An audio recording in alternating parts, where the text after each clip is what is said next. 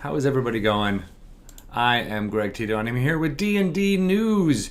We are returning back into the fold here on twitch.tv/DND this week, recovering from the stream of many eyes.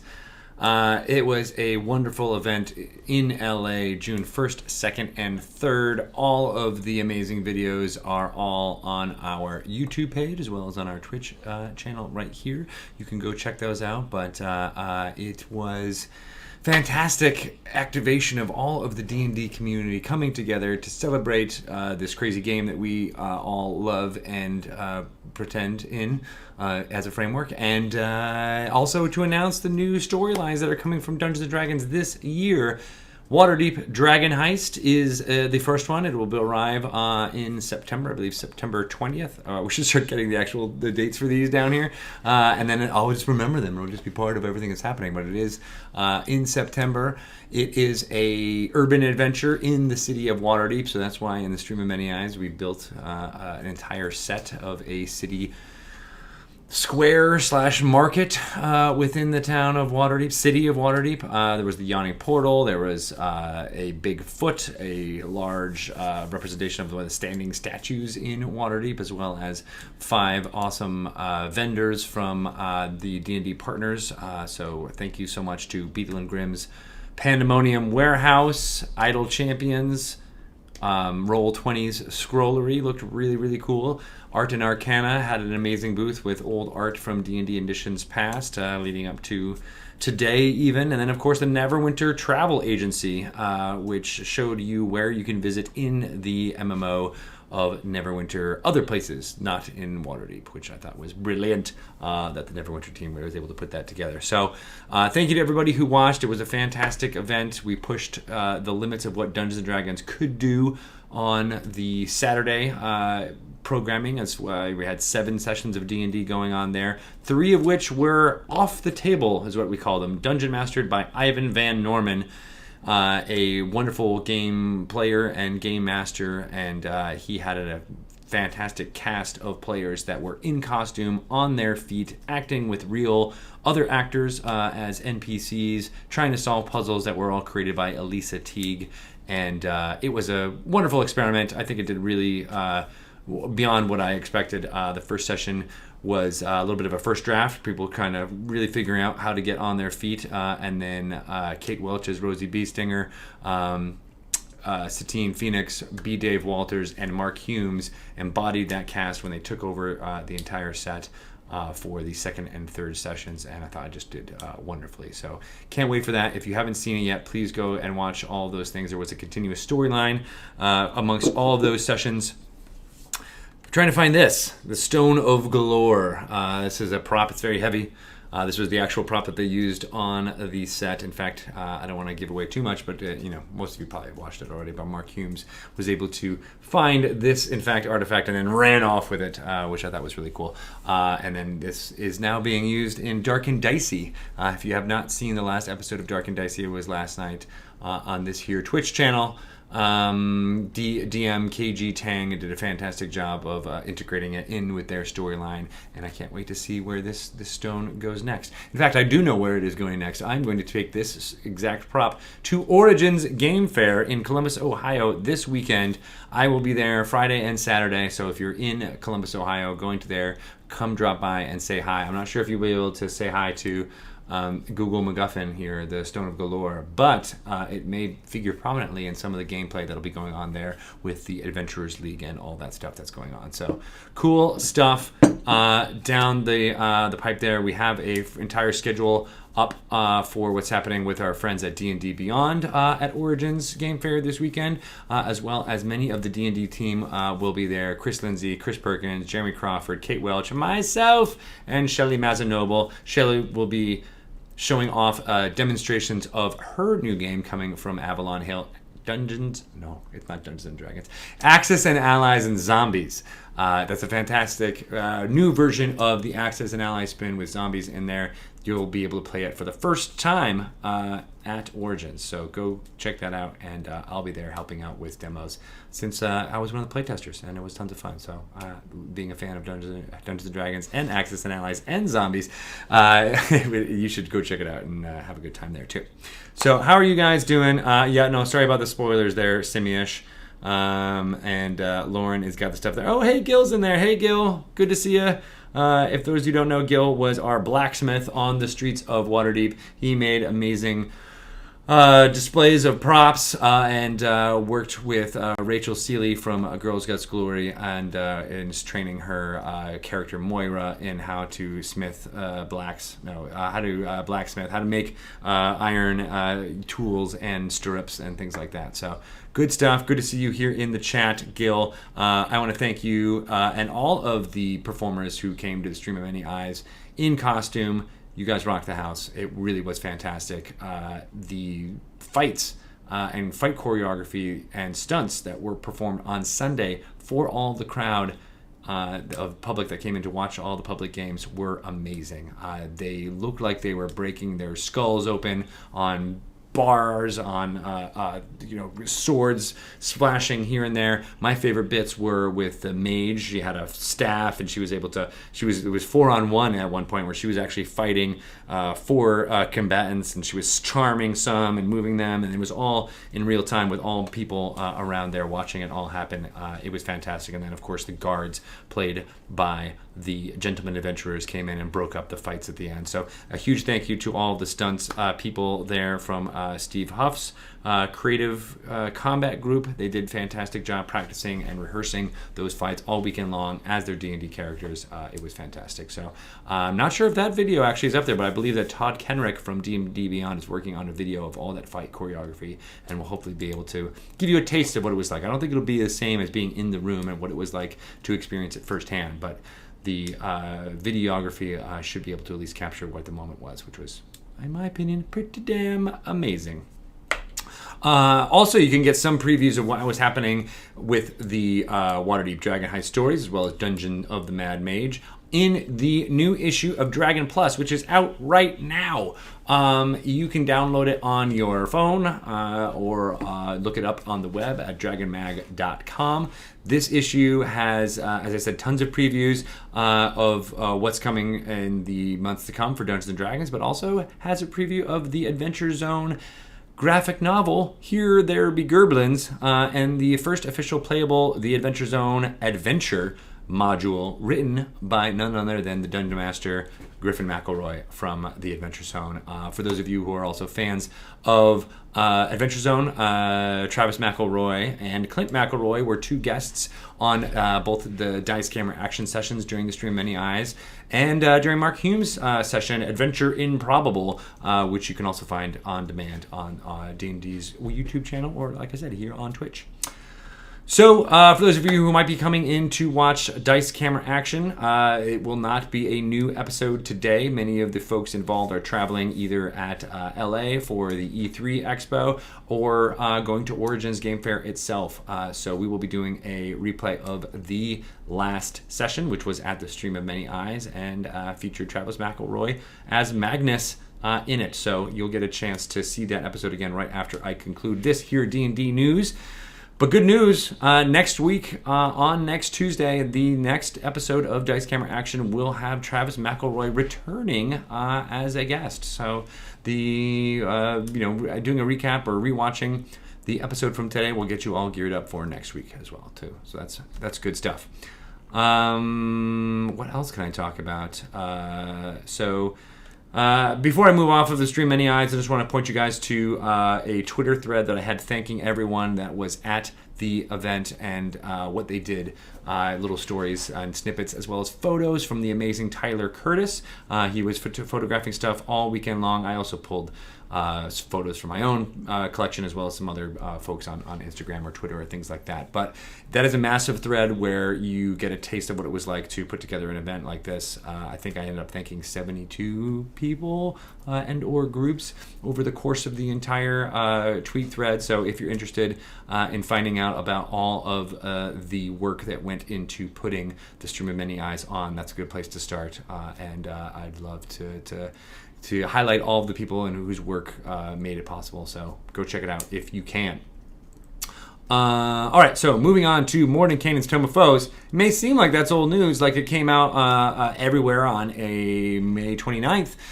But that also means it was eligible for bestseller lists across the country. And to our continued surprise and delight, Mordenkainen's Tome of Foes was ranked number 1 on 2 lists on Publishers Weekly nonfiction list. So I don't know, suss that one out for yourself as to why a D&D book is in the nonfiction list, but it is, it's game rules. I guess that makes a little bit of sense.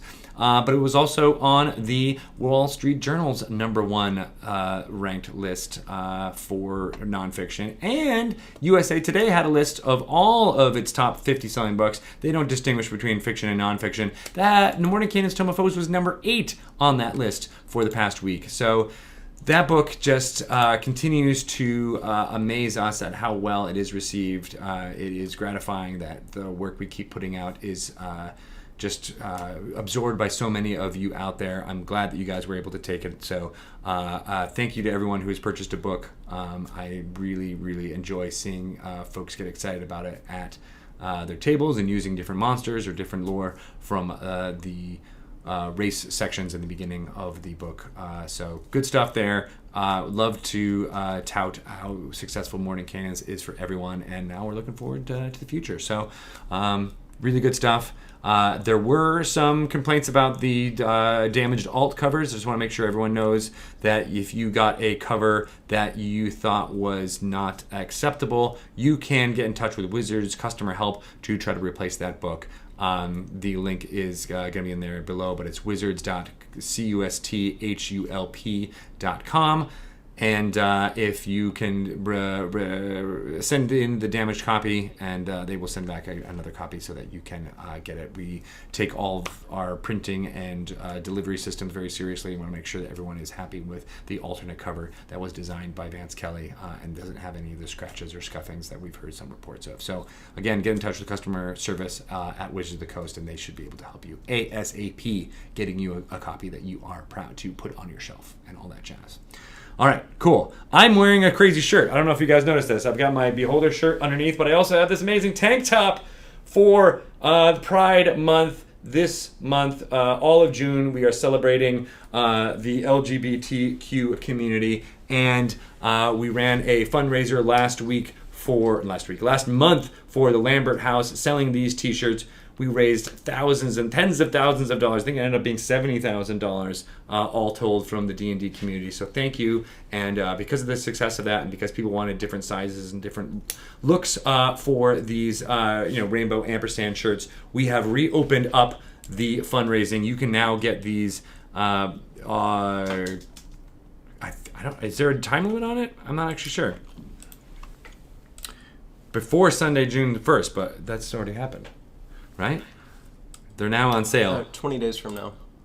Okay, so it runs for 20 days, all right? So it was up on Sunday, June 1st, so it should be up for a good at least 8 more days. But we'll find out. If you missed out on getting it before the last one came, you can go ahead and get it now. And again, you have different ones. You can get a tank top. You can get a bunch of different ways to purchase the shirt. I think it was really exciting to see the community just rise up and be super excited about these T-shirts. So please go check it out and see if you can grab it if you can. On all of the proceeds to the sales of these shirts go to benefit the Lambert House, which is a center for lesbian, gay, bisexual, transgender, and questioning youth, and empowers youth through the development of leadership, social, and life skills by offering more than 20 programs, activities, resources, and services on an ongoing year-round basis.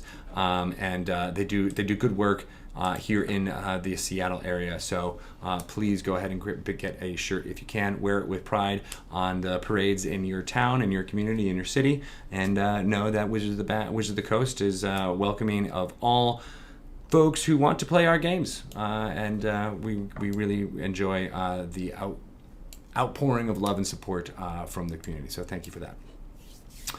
Moving on to Art and Arcana. I just want to make sure everyone knows about it. They had a great space at the Stream of Many Eyes, showing all of the amazing artwork. One of my favorite pieces that was shown during the Stream of Many Eyes was a recreation of the original map that Ed Greenwood himself, father of the Forgotten Realms, drew of the Sword Coast. It's got some of the settlements that you know and love and have played in for years and years, including Baldur's Gate, Waterdeep, and Neverwinter, all mapped out in Ed's own handwriting. So it's very cool. All that's just indicative of the kind of stuff that's going to be in the Art and Arcana book that's coming out on October 23rd.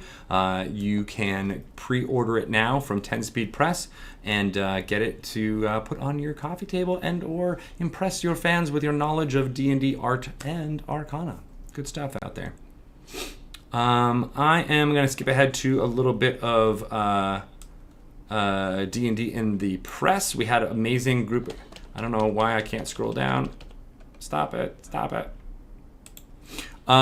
The amazing D&D press came and hung out for the Stream of Many Eyes, and there was tons of stories that came out of there too. But I wanted to highlight some other stories that came out in the last week that kind of blew my mind. So the first one is from Gadget. If you want to do that one first, this one details how Dungeons and Dragons and other tabletop playing games are being used by corporate teams all around the world, but more specifically in New York City, as a team building exercise. And I couldn't recommend Dungeons and Dragons more for something like that. But the author of this story talks about how on the 62nd floor of the largest World Trade Center, I don't know if you've ever been to the new World Trade Center that was built. I was actually up on the 80th floor not too long ago, and it's pretty amazing seeing the sprawl of the city all around you. But here on the 62nd floor, there is a group getting together at a company called Code and Theory, a digital creative agency, and they're playing Dungeons and Dragons together. Some of them were fans of D&D, some of them might not have been, but are taking it up.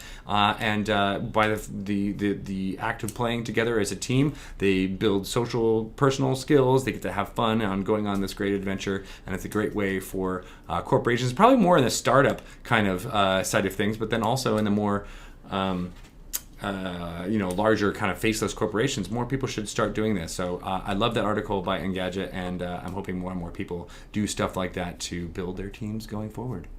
Do it. Also, Cinema Blend wrote up an amazing article from being at the Stream of Many Eyes. So Dirk Libby was there and was able to speak to Chris Perkins about what it's like to play Dice Camera Action every week with his crew. I thought it was a pretty great profile, a good interview with Chris, but he points out how some of the plot points in Dice Camera Action, even though he is the writer of the adventures in which they are traveling through or adventuring, he can't give everything away. He doesn't want to spoil it for those who may be watching it and may want to run it for their own games or maybe players in someone else's game. So he deliberately uses stuff that is not in the adventures for Dice Camera Action many of the times for those reasons. So I thought that was a really good thing. Chris basically says he makes deliberate changes so the adventure can be run and not be spoiled. And I just found that really fascinating. So for those of you who are wondering why it doesn't hew exactly to the way it is portrayed in, I guess Entombment of Annihilation might be the easiest one to compare to right now. But in this Waterdeep Dragon Heist, says most of the streaming groups are now in the city of Waterdeep. You'll see stuff that may be reminiscent of what's in the adventure, might have themes that are the same, but won't be exactly part and parcel to what is going to be in the adventure itself. So I like that. I like things that comment on each other and inform each other, but don't necessarily spoil one thing or the other. So Chris is doing that on the fly for each episode of Dice Camera Action, and this article by Dirk Libby does a great way of outlining that. So check it out if you would like. And then finally, I thought it was really cool that Screen Rant created this list of the 15 most powerful villains ranked. It's a bit of a clickbaity article, but it's rare to see. I thank you, Scott Baird, for wading in to this very controversial topic and letting us know which are the most powerful D&D villains out there. A couple of quibbles. I don't know if necessarily Strahd would be the least powerful villain on this list. I guess they're really ranking it by power and not for memorable, impact or memory memorabilia. That's not the right word, but we'll just go with it for now. Yeah, some other great ones on there. Number 12 was Lord Soth from the Dragonlance stories. He very briefly went into Ravenloft and was a lord there for a while before returning to Dragonlance. Number 10 was Lolth. Seriously, the Demon Queen of Spiders is number 10 on your list? I don't know. I think I might quibble with that. Acererak himself, number 9. That might make sense. I might have ranked him a little bit lower. Demogorgon is 50 feet tall. He's got two mandibles, huge tentacle arms. He's only ranked number 8. And then again, I guess maybe all of them should be all up super high. But Tiamat was ranked number 5th. Orcus, the Demon Prince of Undeath, was number 3. And then number 1 was Boris, a dragon sorcerer king from Athos, from Dark Sun. And at first I was skeptical, but then I read through the article at Screen Rant, and they pointed out that Boris's breath weapon alone deals 25 D12 damage and is the equivalent of a 40th level character. So I guess that is pretty powerful. All things said, I don't think there's a single attack that Strahd Van Zarovich that could do 25 D12 of damage. I just like also that they use D12s. You don't really see D12s in weapons or damage anymore. So yeah, shout out to Boris. Good stuff there. What do you guys think? Yeah, you guys are saying Boris was badass. Yeah, I never heard of him either. But I was a fan of Dark Sun, but I never really delved super into the lore behind it. So maybe that's why. Yes, he was not a native dragon. He did not start off as a dragon.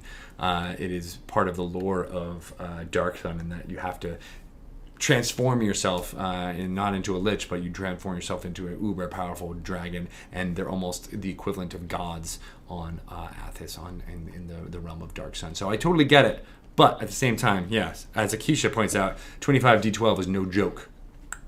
All right, so let's move on to some other fun products that are coming down the pipe before we move on to a video on demand or a rebroadcast of the latest Dice Camera Action episode.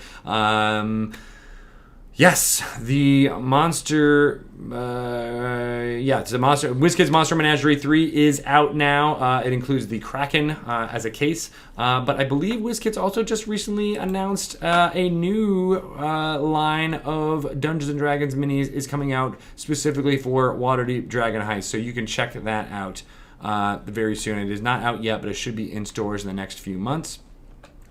They will have... characters that you may know and love from Waterdeep Dragon Heist, as well as some new monsters that probably have never been seen in 5th edition before. So I suggest you check that out. Idle Champions of the Forgotten Realms from Codename. They had, of course, Scott Kurtz from PvP. You might know him as Binwin Bronzebottom from his Acquisitions Incorporated days. Binwin himself is going to be entering as a champion in Idle Champions, which is super cool. Waterdeep Dragon Heist permanent campaign content is available now, and how you will be able to unlock Binwin will be announced and or discovered soon. So Binwin joins Evelyn and Strix as streamed characters, as well as all of the Force Grey cast from last season of Force Grey, Lost City of Omu, being characters that you can recruit within Idle Champions to go out on adventures, slay monsters, collect loot, all in real time. It's a fun game, all about figuring out how to optimize your party for the most best way to get all that loot and experience. And one thing I do want to point out, familiars. You can get up to 6 different familiars in your game right now, which I think is pretty cool. And if you have not been playing it on Steam, you can now pick it up on iOS and Android tablets right now. It's a great interface for playing on a tablet. Not really necessarily on a phone, so I wouldn't advise that. But on a tablet, you can definitely pick and choose where you want to go and see what you want to do. So check that out if you can.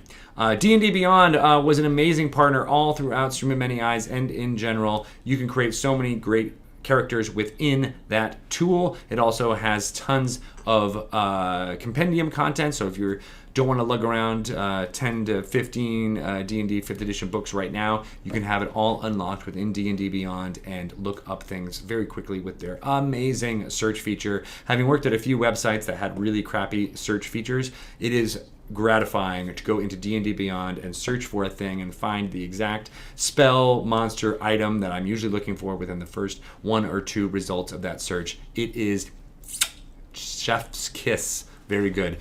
So check that out if you haven't already. Get the compendium for D&D Beyond and start using it within there.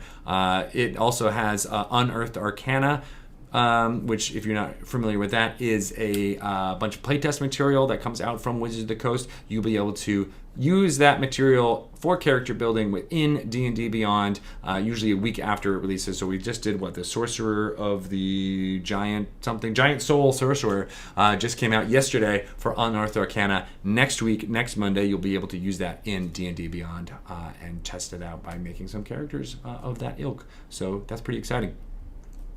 All right, I want to get to just a real quick rundown of what's going on with the streaming. Again, we had Dark and Dicey last night. It was the 4th episode. DM KG Tang was fantastic, as always. Google MacGuffin right here. I think I just broke it. So go check that out if you haven't yet already. It should be on demand on YouTube within the next day. Then we had Mike Merle's Happy Fun Hour, Dragon Plus, in which Jeremy Crawford talked about the Unearthed Arcana that most recently came out.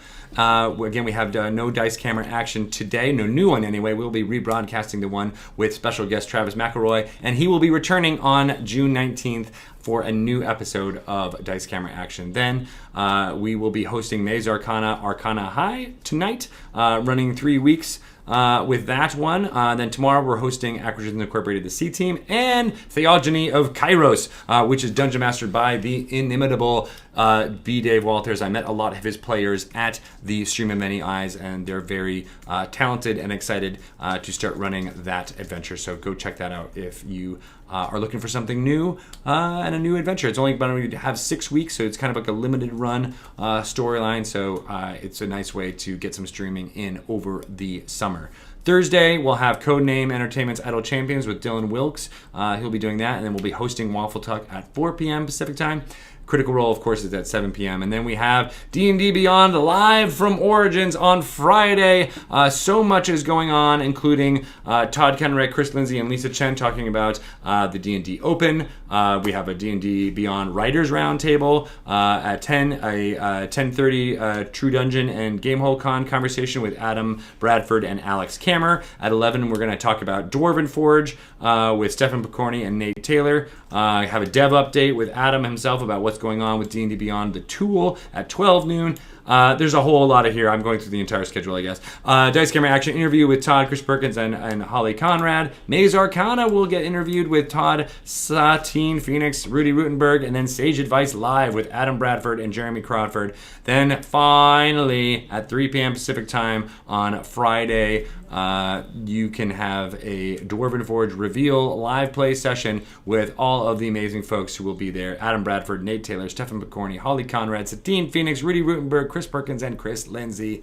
It's going to be off the chain. So a whole bunch of great programming happening from Columbus at Origins Game Fair from our friends at D&D Beyond. So go check it out. I'm going to try to crash at least 3 of those streams and see what can happen there. So that'll be exciting. On Saturday, we also have Encounter Roleplay happening at 3 p.m. Pacific Time, as well as the first session of Rivals of Waterdeep on Sunday at 10 a.m. Pacific Time. That is a new group with Dungeon Master Aram Vartian and Carlos Luna, Cicero Holmes, Tanya DePass, Sharif Jackson, Serena Marie, and Brandon Stennis. They're all fantastic role players that were so excited to be a part of the Dungeons & Dragons community and join it. They had their first session at the Stream of Many Eyes. You should check that out if you haven't already, but their first streaming session live from Chicago will occur on June 19th, so I can't wait for that. Mark your calendars for a nice Sunday morning if you're on the Pacific Coast, or Sunday afternoon if you're up elsewhere within the continental United States, but of course we'll be playing those on YouTube and our Twitch channel going forward, so you can always watch them no matter if you're not watching them live. All right, I think I've said everything that I could possibly say. You guys are fantastic. Thank you so much for being here, paying attention to everything we've got going on. We loved everyone who watched and participated within the Stream of Many Eyes. You're fantastic, and I can't wait to unveil the adventure Waterdeep Dragon Heist on September 20th. So thank you guys so much, and I'll be back next week with some fun Dungeons & Dragons news. All right, we will be playing Dice Camera Action's last episode from the Stream of Many Eyes, featuring Travis McElroy as Magnus. So enjoy that. Talk to you soon. Bye-bye.